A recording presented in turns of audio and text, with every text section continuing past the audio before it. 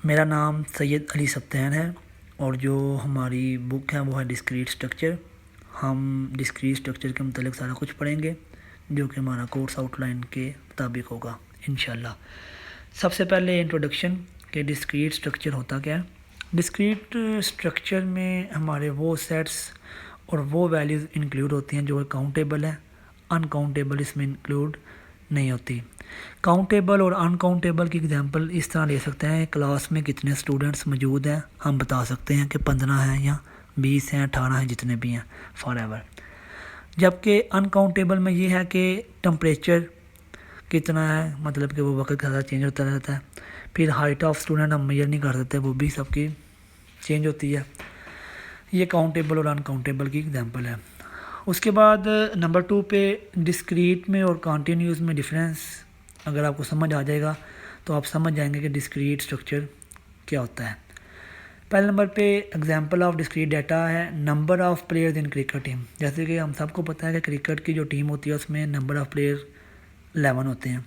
हम बता सकते हैं कि 11 खिलाड़ी खेल रहे हैं, ठीक है। उसके बाद number 2 number of candies in a pocket, हमारी पॉकेट में कितनी कैंडीज़ हैं वो भी हम बता सकते हैं। Examples of continuous data height of a person, जबकि जो पर्सन की हाइट है वो हम नहीं बता सकते कितनी कितनी है, किसकी कितनी है, किसकी कितनी है, हम एक्यूरेट नहीं बता सकते। टाइम इन अ रेस, वो भी नहीं बता सकते किस पर्सन का जो टाइम है रेस में कितना है, वो कितने टाइम में इसको मुकम्मल कर सकता है या मेजर नहीं कर सकते, क्योंकि सारों की जो रफ्तार है वो चेंज होती है। उसके बाद हमारे जो टॉपिक हैं आज के वो हैं logic and proof, direct proof, proof by contradiction. सबसे पहले लॉजिक एंड प्रूफ्स आ जाता है। इसमें हमने सबसे पहले बताना है व्हाट इज़ लॉजिक। लॉजिक की डेफिनेशन पढ़ने से पहले लॉजिक को समझना बहुत ज़रूरी है। लॉजिक जैसे कि हम इसको थिंकिंग कह सकते हैं लॉजिक को, या रीजनिंग। किसी भी चीज़ के पीछे कोई ना कोई लॉजिक होता है। जैसे कि आप एग्जांपल ले लेंगे, आईफोन वालों ने अगर एप्पल का लोगो दिया हुआ है ना तो उनका पीछे कोई लॉजिक था तो एप्पल दिया हुआ है। उसके बाद डिफरेंट एग्जांपल्स हैं, हर किसी की कोई ना कोई लॉजिक। जैसे कि स्टेयर्स हैं हमारे घर में होती हैं अक्सर औक़ात छत पे जाने के लिए, तो उसका लॉजिक है कि छत पे जाना है तो वो स्टेयर का इस्तेमाल किया जाता है। इस तरह लॉजिक जो है हर काम के पीछे लॉजिक होता है। उसके बाद जो लॉजिक की बेसिकली डेफिनेशन है वो ये है कि ये जो बेस कार्य होती है वो आप का जो गिवन डाटा होता है उसके ऊपर बेस कार्य होती है, ठीक है। अब डिफरेंट लॉजिक जो टाइप्स हैं वो डिफरेंट है, लेकिन हम इधर 4 का ही जिक्र करेंगे। नंबर 1 पे prepositional logic, number 2 logic of compound statement, number 3 पे लॉजिकल इक्विवेलेंस, नंबर 4 पे conditional statements. Prepositional logic, prepositional logic is a declarative sentence. एक प्रपोजिशनल जो है एक डिक्लेरेटिव सेंटेंस होता है डैट इज़ एदर ट्रू और फॉल्स, जो कि यहाँ तो ट्रू होगा या फॉल्स, बट नॉट बोथ, मतलब कि किसी भी वक्त ये दोनों सेम नहीं हो सकते। यहाँ तो स्टेटमेंट ट्रू होगी या फॉल्स होगी। जैसे कि ये स्टेटमेंट इधर मैंने एग्जांपल दी हुई है कि इस्लामाबाद कैपिटल है पाकिस्तान का, या तो ये होगा या नहीं होगा। तो यहाँ मतलब कि ये जो प्रपोजिशनल लॉजिक है बेसिकली ट्रू एंड फॉल्स की कंडीशन पे लाई कर होता है, फॉलो कर होता है, ठीक है। इसमें अब इसने एक बात बड़ी इसमें गौर करने वाली है कि डिक्लेरेटिव सेंटेंस के ऊपर ये स्टेटमेंट या सेंटेंस के ऊपर ये लाई करता है। यानी कि आप देखेंगे अगर आप यहाँ पे ये भी सवाल करते हैं कि वो लड़का आ रहा है, वो कहाँ जा रहा है, हम किधर जा रहे हैं, ये जो चीज़ें हैं ये इसमें शामिल नहीं होंगी क्योंकि वो क्वेश्चन की मानद आ जाती हैं। ये मैंने आगे इसमें इंक्लूड किया हुआ है। जैसे कि ये है कैन कासिम विद यू, के कासिम तुम्हारे साथ आ सकता है, लेकिन ये है कि क्योंकि इसमें क्वेश्चन ही पूछी जा रही है, डिक्लेरेटिव सेंटेंस नहीं है कोई इसमें, मतलब कि दो चीज़ों के बारे में हमारे से किसी एक चीज़ के बारे में पूछा नहीं जा रहा, कोई डिक्लेरेटिव सेंटेंस नहीं है, तो इसलिए ये प्रपोजिशनल स्टेटमेंट है, हम बता नहीं सकते ट्रू है या फॉल्स है, ठीक है। तो प्रपोजिशनल स्टेटमेंट के लिए ये लाजमी है कि 2 कंडीशन होनी चाहिए ताकि हमें पता लगे कि वाकई ट्रू है या फॉल्स है। उसके बाद x ग्रेटर दैन 5, जबकि देखेंगे x की वैल्यू नहीं दी हुई, हम बता ही नहीं सकते कि x बड़ा है या 5 बड़ा है, क्योंकि x जो सा वो अल्फ़ाबेट है और 5 न्यूमेरिकल है, तो हम इसके बारे में कंपैरिजन नहीं कर सकते। इसलिए हमारा ज़रूरी है कि एक्स की वैल्यू का ही पता होना चाहिए। तो मैंने इसके नीचे ये लिखा हुआ है कि एक्स की अगर वैल्यू 5 हो, मिसाल के तौर पे 5 ग्रेटर दैन 3 हो, यानी कि पता लग रहा है कि दोनों इंटीजर्स हैं, या 5 बड़ा है या 3 बड़ा है, इन दोनों में से बता सकते हैं। तो इसलिए ये प्रोपोजिशनल लॉजिक में आपने ये ज़रूर देखना है कि दोनों कभी सेम नहीं हो सकती इस कंडीशन, मतलब कि ट्रू और फॉल्स दोनों एक टाइम पे नहीं हो सकती, या तो ट्रू होगी या फॉल्स होगी।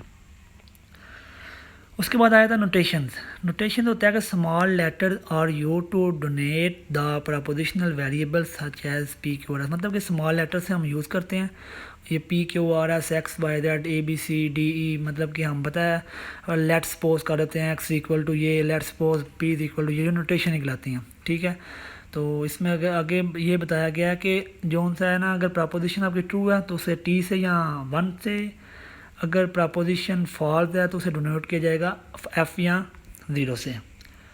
उसके बाद आ जाता है कंपाउंड प्रपोजिशन। कंपाउंड का आपको पता है कि मिक्सचर होता है, कंपाउंड दो चीज़ें मिलके बनती हैं।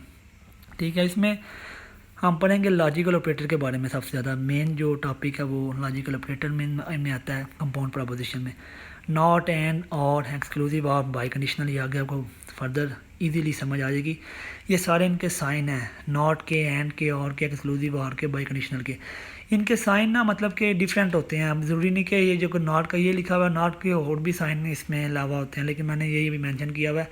एंड का ये है, लेकिन इसके अलावा भी साइन होता है, और का भी इसके अलावा साइन होता है, तो एक्सक्लूसिव और का भी होता है, बाई कंडीशनल का भी। अगर लॉजिक डिजिटल लॉजिक में आप देखें ना, तो उसमें इनके लॉजिक वगैरह जो उनसे ना इनकी प्रॉपर वो होती हैं, डायग्राम्स होती हैं, सारा कुछ होता है, लेकिन हम इसमें इतना डीपली नहीं पढ़ेंगे।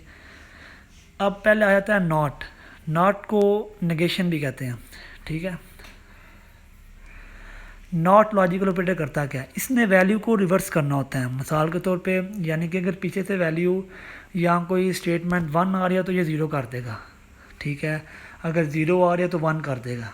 अगर ट्रू फॉल्स की कंडीशन में देखें तो अगर वैल्यू पहले ट्रू है तो अगर नॉट ऑपरेटर लगा होगा तो वो उसे फॉल्स कर देगा, अगर फॉल्स है तो उसे ट्रू कर देगा। देखा यहाँ पे मैंने जो पीछे साइन लिखा हुआ वो दूसरे तरीके से लिखा हुआ, लेकिन यहाँ पे उसने पी के पीछे वो डाला हुआ साइन, ये नॉट का, ये मतलब कि ये भी घबराना नहीं, लेकिन ये भी साइन नॉट के लिए यूज़ होता है।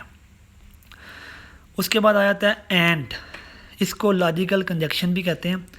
ठीक है, इसमें लॉजिकल ऑपरेटर अगर आपने इजीली पढ़ेंगे तो एंड का बेसिकली जो कंसर्न होता है ना, वो होता है मल्टीप्लाई पे। ठीक है, इसमें ये आपने देखना है कि जब अगर एक जो वैल्यू है एक वैल्यू भी अगर फॉल्स होगी ना, इसमें एंड ऑपरेटर में एक वैल्यू या स्टेटमेंट एक भी फॉल्स होगी तो आपकी आउटपुट जो है वो हमेशा फॉल्स ही होगी। इसमें आउटपुट उस वक़्त आपकी ट्रू होगी जबकि दोनों जो इनपुट्स हैं उनकी ट्रू होगी। जैसे कि ट्रूथ टेबल में देखें, एक पी है और एक क्यू है। ठीक है, पी में जब टी है ट्रू और क्यू की भी पहली वैल्यू ट्रू है, तो जबकि दोनों ट्रू हैं तो पी एंड ये जो साइन है वो एंड का है, आगे Q, P and Q true हो गया।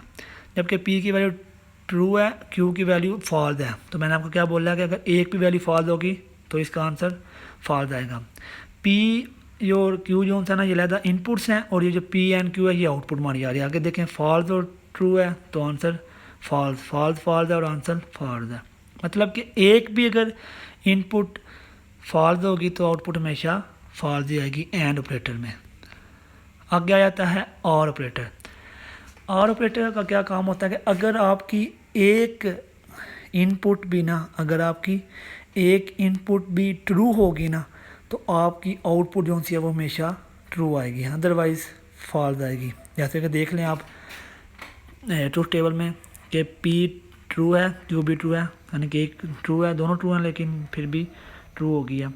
अब पी ट्रू है, उसके बाद क्यू भी फॉल्स है। जब मैंने आपको बोला कि अगर एक भी ट्रू होगी तो वैल्यू टी ट्रू आ गई। उसके बाद नंबर 3 पे देखें, पहली फॉल्स है, दूसरी ट्रू है, तो आंसर ट्रू।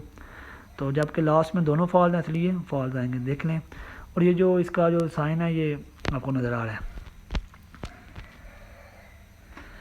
आगे आ जाता है एक्सक्लूसिव और।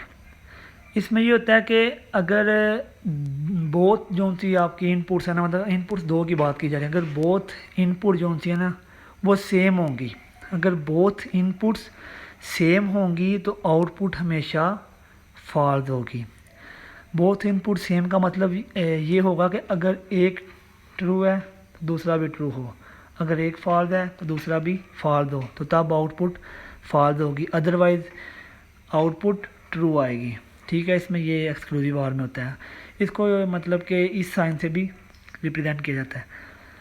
तो ये क्योंकि बेसिकली ये तो ज़्यादातर ना डिजिटल लॉजिक डिज़ाइन के बेसिक गेट्स हैं, तो ये अगर उसके बाद आ जाता है इम्प्लीकेशन। इम्प्लीकेशन जो है ना बेसिकली वो कंसर्न कर होता है इफ़ देन कंडीशन पे, अगर ये हुआ तो ये होगा। ठीक है, इसमें हमेशा आपने याद रखना है, जैसे कि उसने बोला कि अगर मुझे इलेक्टेड किया जाएगा ना तो मैं टैक्सीज जो उनसे ना दे दूँगा। ठीक है, उसने जिम्मेदारी टैक्सीज दे दूँगा, नहीं कम कर दूँगा अगर इलेक्ट किया जाए, सेलेक्ट किया जाए।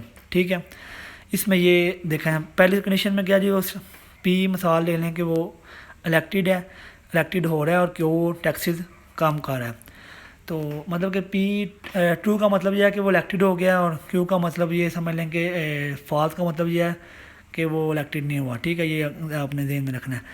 पी पे वो कह रहा है कि टी ट्रू है यानी कि इलेक्टेड हो गया, क्यू पे टी है कि वो उसे टैक्सीज कम, उसका बेसिक कंसर्न है कि टैक्सीज कम करना। ठीक है, टैक्सीज कम हो गए हैं तो आपकी जो आउटपुट है वो ट्रू हो जाएगी। अब नंबर 2 पे पी पे मतलब उससे मतलब कि इलेक्टेड वो हो गया है टी पे, लेकिन उसके जो टैक्सीज हैं वो कम नहीं हुए, क्योंकि बेसिक कंसर्न क्या था, टैक्सीज को कम करना। मैंने को बोला है कि क्यों जो है वो आप कंसर्न कर लें कि उसका जो वर्किंग है, उसका जो बेसिक काम था वो टैक्सीज कम करना था, जबकि उसने टैक्सीज कम नहीं किए तो फिर वो फॉल्स कंडीशन में कि हमें फ़ायदा नहीं हुआ। 3 पे देखेंगे कि पी पे वो इलेक्टेड नहीं हुआ, जबकि क्यों ट्रू है कि टैक्सीज कम हो गए हैं, जो बेसिक कंसर्न था वो तो पूरा हो गया, तो हमारा कंडीशन ट्रू हो जाएगी। लास्ट पे है कि ना वो इलेक्टेड हुआ है ना टैक्सेस कम हुए हैं, मतलब लेना देना ही नहीं है, तो फिर भी कंडीशन ट्रू होगी। ठीक है, इम्प्लीकेशन ये होता है कि पी लाइज कर रहा है, अप्लाइज कर रहा है उसके ऊपर क्यू के ऊपर, मतलब कि इसमें आपने ये देखना है कि जो सा ना बेसिकली जो सा ना कि जो बेसिक वर्किंग है वो हो रही है या नहीं हो रही, इसके ऊपर ये इम्प्लीकेशन अमल करता है। आगे आ गया है बाय कंडीशनल। बाय कंडीशनल जो सा ना बेसिकली अगर देखा जाए तो वो जो आपने लास्ट पे पढ़ा ना एक्सक्लूसिव आर, उसका उल्ट होता है कि अगर दोनों जो इनपुट हैं, ठीक है, वो सेम होंगी तो आउटपुट ट्रू होगी, अदरवाइज आउटपुट फॉल्स होगी। ठीक है, इसमें